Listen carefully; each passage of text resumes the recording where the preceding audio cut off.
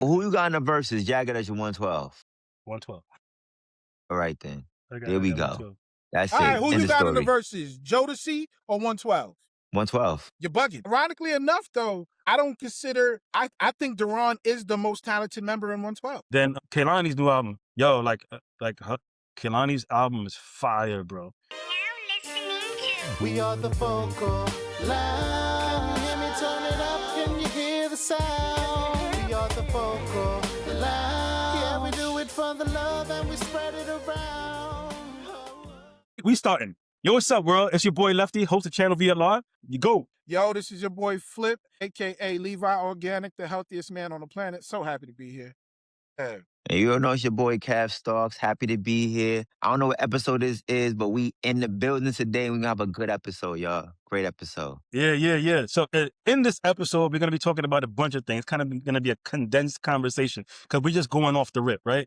We're going to talk about what you've been listening to. It's going to be our first segment. And then we're going to talk about a recent conversation we noticed on a couple of podcasts where they're interviewing Q from 112. And we're huge fans of 112. And we come from that era. So we're going to have a conversation about that, right? But we just started this with Flip singing a song because one of Kev's songs he's been listening to, I didn't recall. I didn't know. So Flip started singing it. So we'll start with what you've been listening to. Kev, what you've been listening to, and Flip, can you please give me serenade me a little bit on what that song is? Just the beginning of what you just did. Kev, what you been listening to? Well, old school wise, I was listening to an old school group called No Question. It came out in the either late 1990s and early 2000s. It had a real popular song called like If You Really Want to Go. Feel good from the depth of my soul. I can't hold you if you want to let go.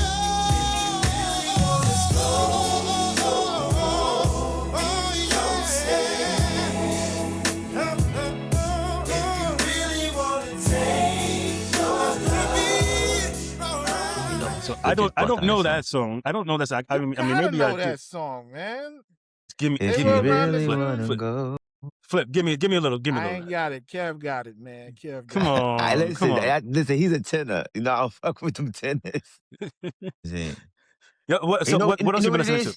You know what it is too? For my vocalist, because we was having this conversation earlier about Antoine, Teo, one of Flip old group members. It's where they put the hold on. Teo, Antoine is known as Teo, who now sings for Intro. That was also singing for Dru Hill. Prior to Dru Hill, he was singing in a group called Die Hard with Flip and a bunch of other singers. That's a lot. That's a lot. Yeah, but not to get too far, but pretty much like it's where sometimes people sit certain tones and certain notes in their voice. You know, like certain places people can sit in their falsetto, some people do it in their chest and it sounds better there. You know what I'm saying? So it's like where I would have to sing it is totally different when the guy sings the song. Yeah, there's times where like I noticed that too. And like when I try to sing a song and I try to like match their tone, I can't. Of course. Flip, what you been listening to, homie? I've been listening to Brent Faiyaz, dope young artist. He got a song called Poison that I locked in on and I had it on repeat. It kind of reminds me of The Weeknd a little bit. Girl, you do damage to me. No, I love it. Yeah, I love you. Ain't nothing better for me now.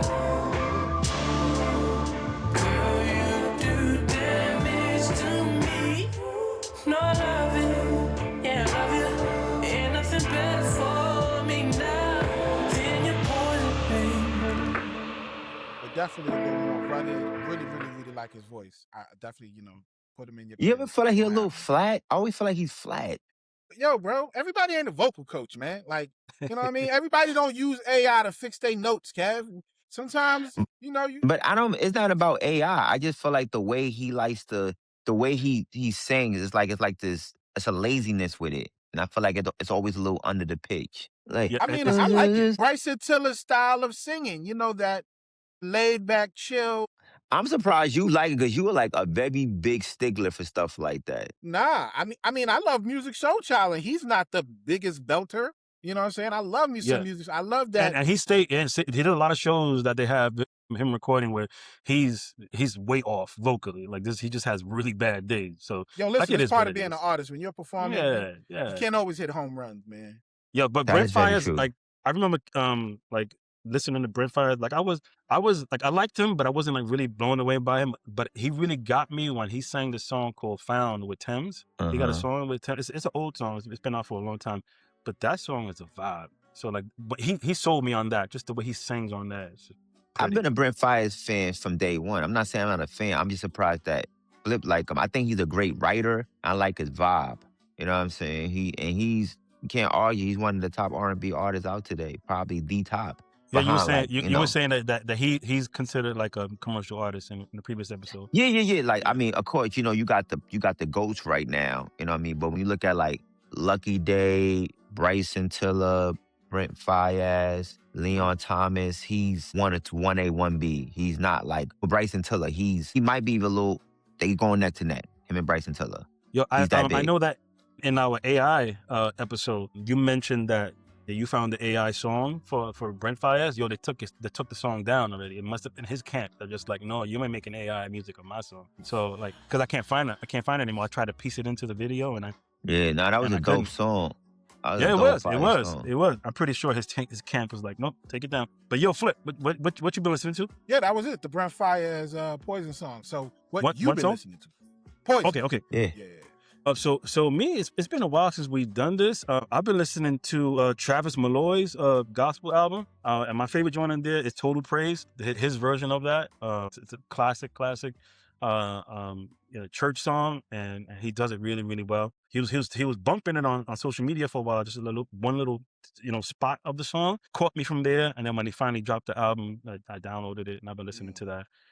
So I'm loving that, and then Kehlani's new album, Kehlani's album is fire, bro. And my favorite song on there is Ooh. She got a lot of like hits. Like there's a lot of hits on there that are just vibes and bops and they're typical. She sounds like a female Chris Brown to me with her vocal style. But she got this song called Ooh. That song gave me Stank Face.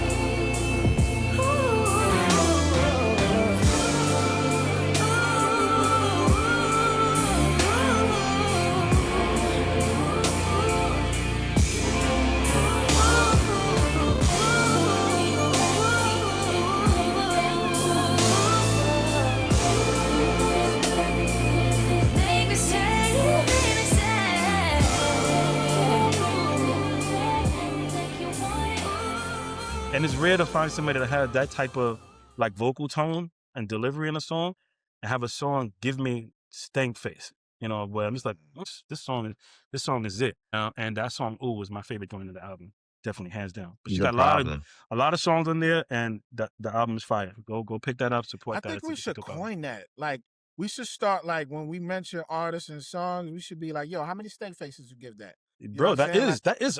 I'm coining that now. Even though I've heard that term before, I'm gonna hashtag it here as a VLR, Channel VLR Stank Face. Look out for the hat and the shirt coming soon. VLR Stank Face. Stank Face. 5 Stank Faces being amazing, unmatched. One being... Yeah. It's like, actually, no. 5 Stank Face in one song? In a song? Well, we're rating it. It's like a rating project. System. On a project or a song? It could apply to both. Because the album, that's a lot of got room, but one song, 5 Stank Face, that means every part again. That's listen, there are songs out there worth 5 Stank Faces. There are. I'm not already saying it like it's already a thing. Wait, no, it is a thing. We're calling it right now. I'm coining it. Yeah. Channel VLR hashtag Stank Face. Matter of fact, look, off the top of your head, Left, can you think of a song that got 5 Stank Faces? Song, Duran Bernard's Completed. That whole joint got a Stank Face. So I like 3. You give it 3? Bad by whatchamacallit, St. Harrison. That's got a Stank Face vibe to it. I would give that probably like 2 Stank Faces. But like, yeah, I think I would like to coin like if a song does something energetically to you within you that you could feel like I'm feeling whatever this energy is about this song. If a song makes you do that, where you go from like this and then you go damn, and your she face gives that just stuck that way, and you just think. I'm sorry, I might sound biased, but I feel like it's nothing like the classics. If you talk about Jodeci, Forever My Lady, Beauty, that's exactly what came into my head. Hill. As soon as you said it, Stank Face, I was like, the groups that gave me that were your Jodeci's, Were They're your like They were emotional like groups. Stay Yeah. Fake is my heart belongs to you. Just the intro alone, you're like, oh. And then when JoJo comes in, H-Town is Stank Face. yeah, that's when I think Stank Face. I mean, I'm thinking like Boys to Men. I'm thinking about when I hear like the harmony and I hear Wanya and I hear that's when I hear Stank Face. But I like got a these lot of new Stink songs, Faces from 112 too. I'm a Yeah, player. Yes, A yes. lot of their records had me like, whew. Yeah, their song, they actually talk about it in the episode. That's a great segue. You were pro at that, Flip. I appreciate Hey, that. listen, man, I just try to do what I do. Yo, we'll get into that, man. In this segment, we're going to talk about Q Parker, member of 112, who was recently doing a run on a couple of podcasts, and we found this conversation to be really, really like enlightening, but also fascinating in a lot of ways. And the reason why, what's amazing about it is he not only talks about like the music industry and their them coming up, but he also gives a little bit of like he adds a little bit of color to the background of what was happening in music at the time that to us we weren't really privy to, but we were big fans of their music and R&B at that time in the 90s. So what I love about podcasts like this is that, and I'm pretty sure a lot of you out there could relate, these podcasts are amazing and fascinating because it's like you have a certain like timestamp of your life, right? And you're enjoying this music. And this music means something to you at that time. It's resonating with you in a very specific way. And when you hear now, in today's times, these people being interviewed and talking about music, what's amazing about it is that it's almost like it's filling in the colors of your coloring book of your life. So if you took little moments of your life, you can color what happened in your life at that time. But there's certain aspects of it, like little things that accentuate your life at the time. And hearing these stories kind of like add color to that, to those moments of your life, right? And that's what I find really fascinating about it. So when I hear about 112's story, what I found amazing was 112 has such a huge impact on R&B that in hindsight, everything is 2020 when you're looking back in hindsight. It's so very, very clear what they meant to, like, what it means to be hip hop and R&B, merging the two.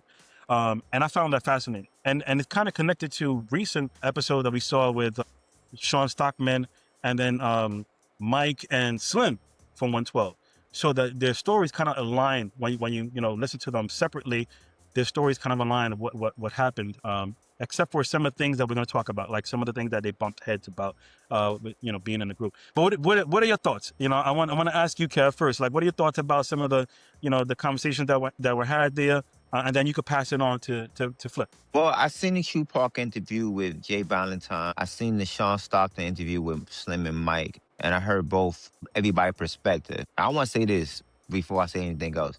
They need to just kiss and make up, bro. No pause. Like, just go on vacation. You know what I'm saying? Straight Go. for it, huh? Kumbaya, sing Kumbaya, Go four-part harmony. Go see the new Michael movie together. You know what I'm saying? Go get together, watch 5 Heartbeat, watch Temptations, laugh. You know what I'm saying? Sing some of their old, you know what I'm saying, open mic and talent shows, songs they used to sing together and just hash it, man. Because a lot of it be BS. A lot of it just be like pettiness. Q said in his interview that he would love to have them, join back and really bring back 112, at least for the fans. He would love to do that. Yeah, I don't because get a they sense on that Slim tour. would, though. Well, they would.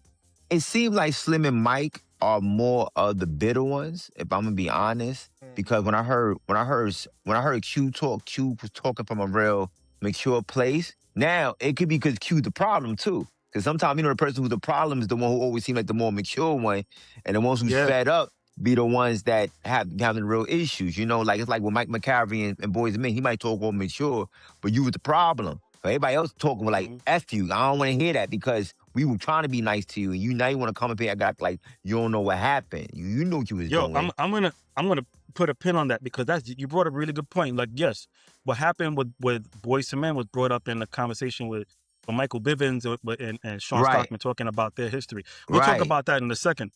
Right.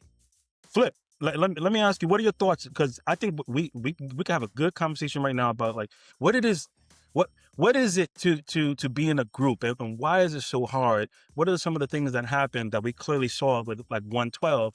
And one of the main reasons why you really don't see groups nowadays. What are your thoughts on it? It's the managing of personalities.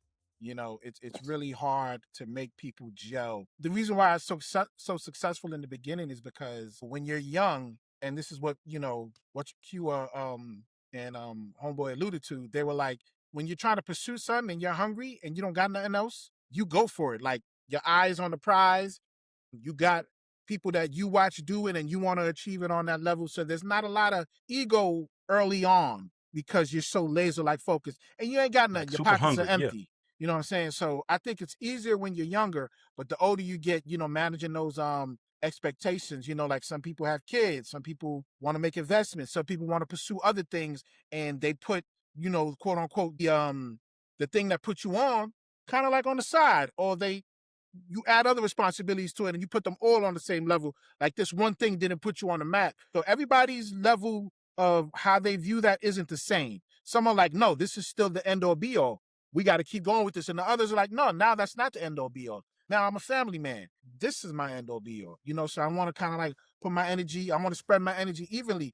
And, you know, from the vantage point that I have now, looking back, I get that. To me, that's the work-life balance that you want to achieve. But I will say this, the ones that are super duper successful are usually the ones that sacrifice their family and the lives under them. Like they'll support them and give them that lifestyle, but they're not raising their kids. They're not being with their wives. And you know, that's a big it really point. brings to question, how successful do you want to be? You know, like I can't really say there's a lot of people that have achieved super duper success and still manage the whole family life. Some do it, but at a later point in their life, like you having kids in your 50s. You know, like, okay, that's cool. You did what you had to do, you know, but, you know, are they getting the best version of you? Some people don't want to give their kids that kind of life or their spouse that kind of life. So it's really, it really depends on the person, like what you are. And it doesn't have to align with your group members. That's the other thing. If you're a solo artist, whatever you want to do is what you want to do. It's only going to affect you. But when you're a group member, if you're 100 miles an hour, go all the way, and then you got other people like, nah, bro, my son's first birthday, I can't miss that. You know, they're like, what do you mean your son's first birthday? How are you paying for your son's first birthday? You know, so they're like, you know, those are always going to be, you know, equally aligned. So you got to manage it, and it's hard. You bring up exactly what Q, well, actually, mostly Q was bringing up, is that the priorities change. You know, so there's growth that happens in the beginning. Everybody's all gung ho and they focused on the goal. Then things happen. You know, Q mentioned like he got into a relationship. People get married. People have kids. Priorities change. You know, and then their contributions to the work kind of like get affected. Kev, what are your thoughts about that when it comes to like, you know, like priorities changing with members of a group and the complexities of like, you know, having children or whatever? You know, do you have any thoughts on that and what you see specifically with 112, or even, you know, with other groups that you might have either been in or witnessed yourself? Yeah, well, you know, I mean, I know the fans don't know, but you know, we all been in groups.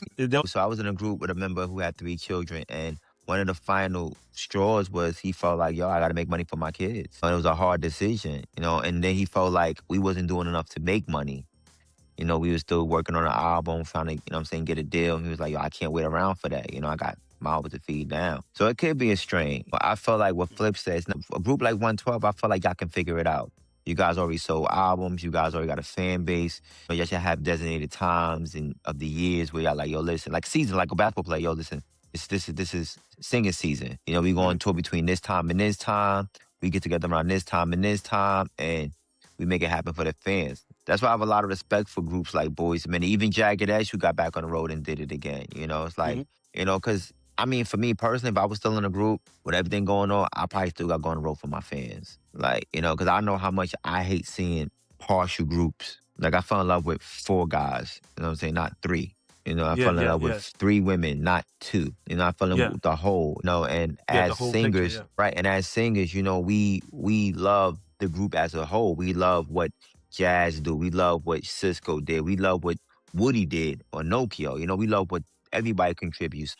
I don't want to see 2 members when I'm like, yo, where's the wrong? Like, I'm waiting for that note. I'm waiting for Q to come with that smooth tenor. You know what I mean? It's like, it's whack. Like, come on, man. Don't cheat the fans. And then with my money. Yeah. So like, there's a couple, like when we think about like Boys II Men, we mentioned that in an episode with Sean Stockman and New Edition, Mike Bivens brought up like, hey, you know, what happened with Mike, and Sean brings up the background of what happened there.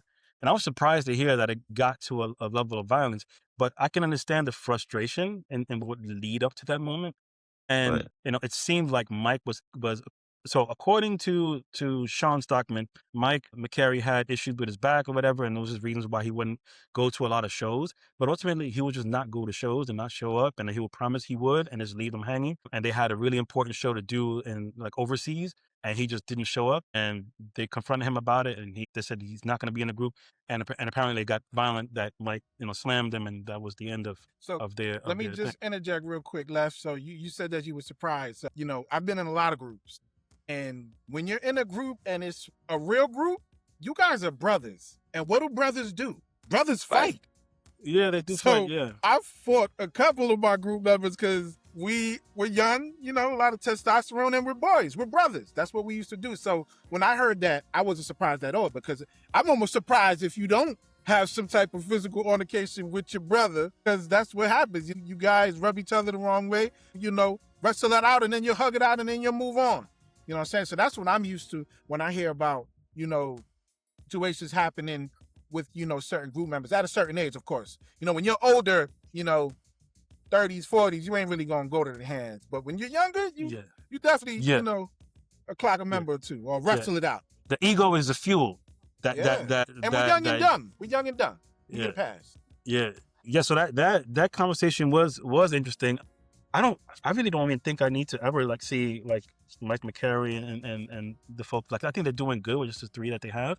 No. How you gonna say that with Kev on the line? No. But let me say why. No. And you notice he's saying no in his baritone. He's making sure that you know. No. He's like, nah, man, baritones are not. Have you ever seen disposable. Boys Men the Four of them? You ever seen the four of them? No, what I'm saying is like yes, I have. And I love that it's just the three, because they allow the fourth or they always have a fourth in the show.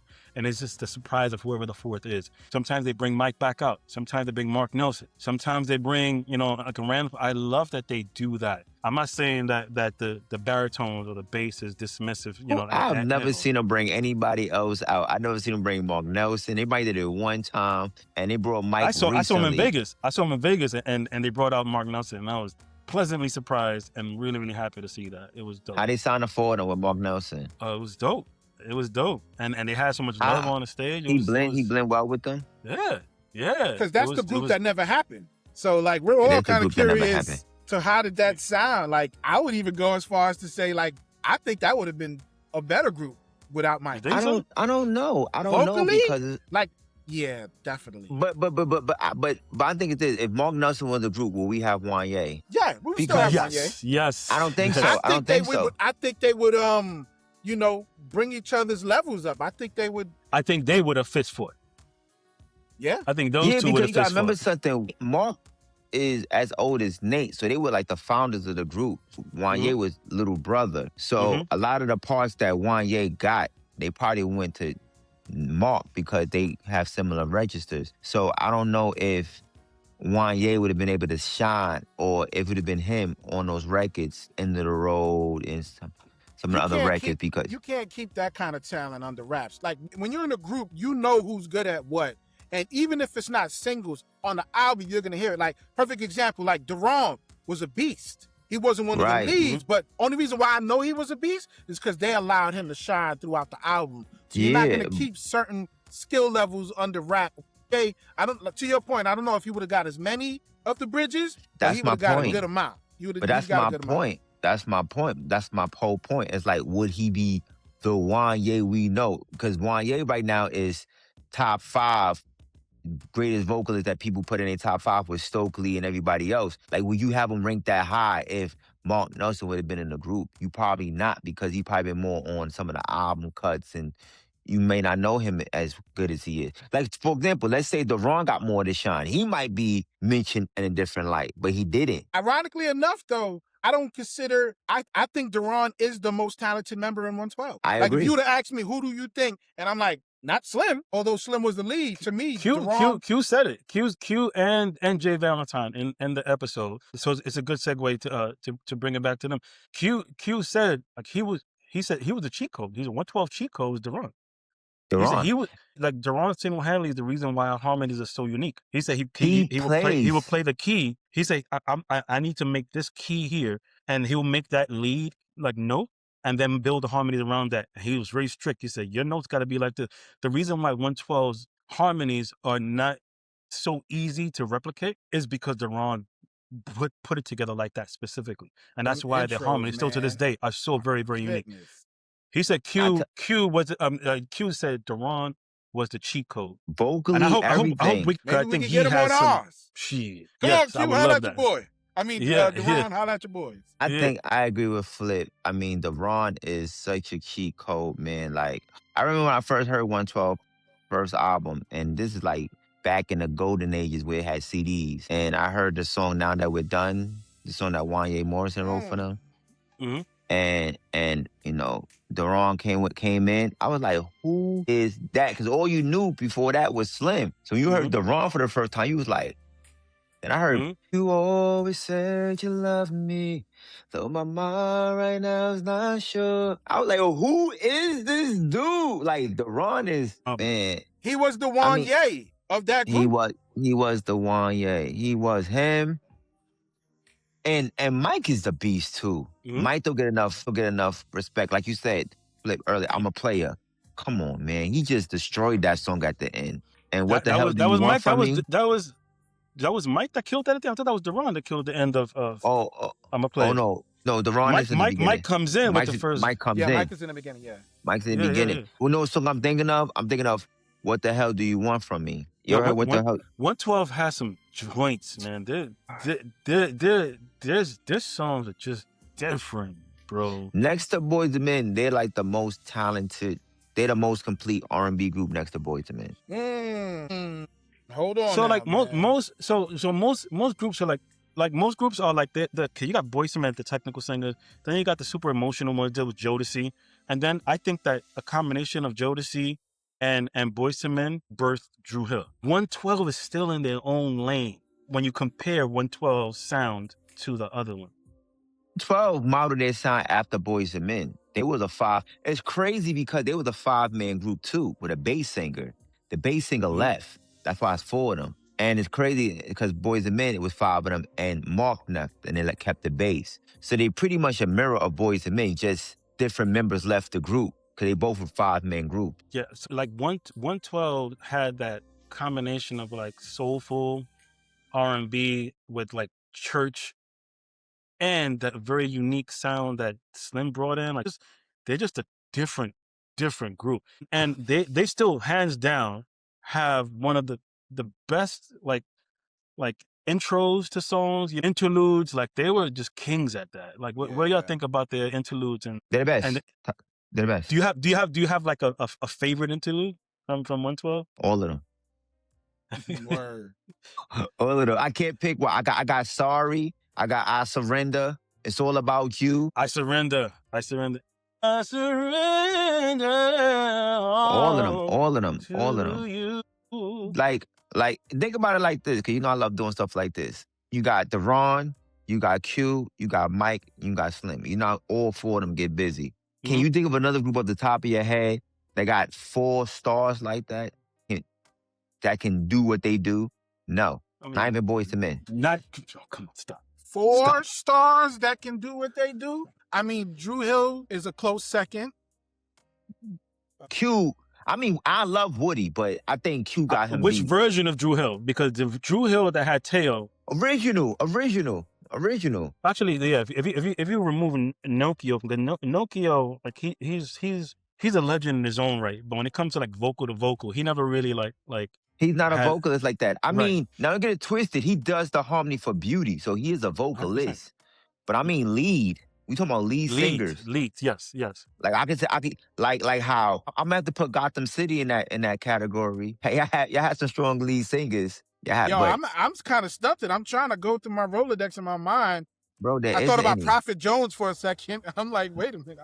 They were good, but only other group. If you want to go that deep, now I think of groups like UNV, United Nation Voices, with something going wrong in them. They have 4 strong lead singers. Yes. But I mean, the love is to share. You know what's funny though? It wasn't the formula for R&B's though. Like I even had Timbaland tell us that once. He was like, "All you dudes can sing. Who's the lead?" And we weren't used to singing with that kind of structure. Like it was really just whoever sound good doing the record. But when you think about it, like that's what how the industry was made. It was like one star, maybe two people could sing, and the rest were background singers. So, But that's what made it was put together like that. Yeah, at that time. Yeah. But that's what made 112 so dope, because just because you can sing lead don't mean you're gonna be a great background singer. So the fact that all of them can sing lead and or can take a back seat made them that much more special. It gave their records that much more like flavor. Yo, like, I felt like I was bam. Yo, it would have been Boys to Men with Mark Nelson. To answer your question, Kev, if Mark Nelson would have been in that group, that would have been the group. Like, I'm gonna tell you how dope 112 is. They got classic with just Q and Mike. Wait, what about As Yet? Couldn't each one of them do lead? Ooh, that's a good one. Yo, people watching this probably don't even know who the hell As Yet is, bro. But the thing about As Yet that sucked, and it goes back to what Flip said, is that all of them sang lead. They all could sing lead, but it's really Mark Nelson and Kenny Terry sing lead. If on all their records, I think maybe mostly. Oh my God, yeah. Kenny Terry's voice was so amazing, bro. Oh my God. Mm-hmm. But as far as like, but I mean, 112 got classic with just like Funny Feelings, where it's Mike and Q. Yeah, we definitely. Then you got Player, where you got Mike and Daron. Then you got Now That You Done with Slim and Daron. You get what I'm saying? Like, you could have Slim and Q together, like Your Letter. Like, it's crazy the way they was just like, yo, we going tag team this song, we going to tag team this song. And then throw Daron on and Daron got songs by himself. Mike got songs by himself. It's like they're the most complete vocal group of all time, yo. No one is touching 112, man. That's why when people say, who's better, 112 or Jagged Edge, like, you're not an R&B fan. Because you can't even put Jagged Edge in the same sentence with 112. No, you can't say that. You can't say that because you're going talent for talent and vocal for vocal. You're not really going record for record. That's what it is. I'll go record for record too. Jagged Edge has a style of singing that certain people vibe with. It's not about how many singers can sing the most. That's on a singing level, bro, where we geek out. But there are certain like songs that Jagged Edge have that it's like, bro, 112 can never do a record like that. Yeah, we was talking about Stank Face and Jagged Edge is popular because a lot of their hits gave you Stank Face. Who you got in the verses? Jagged Edge and 112. 112. All right then. There we go. That's all right, it. who you got in the verses? Jodeci or 112? 112. You're bugging. All right, well, logging song off. For song? Where's the off button on here? Listen. Where's the off button, man? I'm good. We don't got to talk no more, man. Listen, Jodeci hits is hits. But I think if you give him a 10 list down, I think Jodeci gonna get beat. 10 songs down. So these type of comparisons are tough for me because I feel like it's just maybe just in my own OCD, my own little ADD triggered brain. I can't compare somebody who was so important for the creation of the other thing, right? I can't compare Jodeci to 112 if Jodeci is such a genetic DNA part of 112. You know what I'm saying? There would be no 112 I'll put Jodeci without with Dru Hill. That'd be the matchup. Jodeci and Dru Hill would be a way better matchup. Why? If Dru Hill needed Jodeci to become Dru Hill? Because I feel they have similar styles, and I feel like hit-wise, they both in the same, like, range. You get what I'm saying? I feel like if you go hit for hit, style for style, it's a better matchup. When I send a 112, I feel like 112 catalog is too long. Hit for hit versus who would win? Right now, real quick, off the cuff, Dru Hill and 112. Because I think that's more of an accurate 1-to-1. They have very distinct sounds. They both are built from the same genetic DNA. Thank you, Lefty. I like that one. I actually like that one. See, Jagged Edge got their hits, but I think Dru Hill. I think people underestimate how many hits Dru Hill got though. They got hits. That's first album. Dru Hill is, I think, and I'll just say this out there. Sorry, Cisco and all of Dru Hill. Dru Hill has got a lot of different albums, and they had so many in and outs of artists. Cisco leaving, Cisco, coming back, and then they have added Teo. They had what do you call it from their fifth album, Dru World Order. So like they had like 5 artists at one time for the Dru World Order. I'm drawing a blank on the guy's name, but so they kind of cheated in that way, but they got so many hits. Dru Hill as a group have so many hits. They don't got more than 112 though. They sold more albums. They could. Every album 112 put from like the first 4 went platinum. So I would So you say got this. one if versus against Dru Hill 112 at 112. May have to lean, and I love Dru Hill. I may have to lean 112 just because. Listen, that first album, man, Cupid. First 3 albums. Nobody did hip hop And then we don't R&B interlude it. the way It's really 112 over. did. Yo, listen, 112 don't gotta tear you up like little pieces into Reese's Pieces. All right, hit me, man. What song does Dru Ron Hill and have? Tail can go head to head, though. The Ron and Tail can go head to head. I think that's fair. Yeah, I got Dru Hill. I'm sorry. And then you got Jazzy. You got Jazzy going against Slim, and Quaz is kept. I think Mike can hang with Cisco. That is a good verses. With Mike with that rasp and his belt. Yes, bro. Stop it, bro. Stop it. 112 is this, 112 is so underrated, bro. Like their vocals. No, they're amazing. Like, I don't see them over. Mike, it's funny because the Ron's the cheat code, but Mike is the cheat code too, bro. With the rasp and that strong baritone with the riffs and runs, and he clean with it. Who got the better hip hop R&B joints? Like the mix. So like for like 112, I'm gonna say 112. Baby, it's a shame, right? It's over now. It would definitely be 112, but that's because of Diddy. Yeah. I mean, they birthed that level of like that song. It's a shame. Is so huge because they give you an energy in the song and the lyrics and the delivery that's giving you a stink face, but it's almost polar opposite to how grungy and hardcore that Mobb Deep beat is in the background of that. While they're saying, "Baby, it's a shame we got all through." Bro, when they first stepped on stage, when they first dropped, I remember watching 106 in Park when they premiered that video. Jesus, man. 112, man. No one did what 112. Jodeci maybe. Other than that, man, no one had the impact.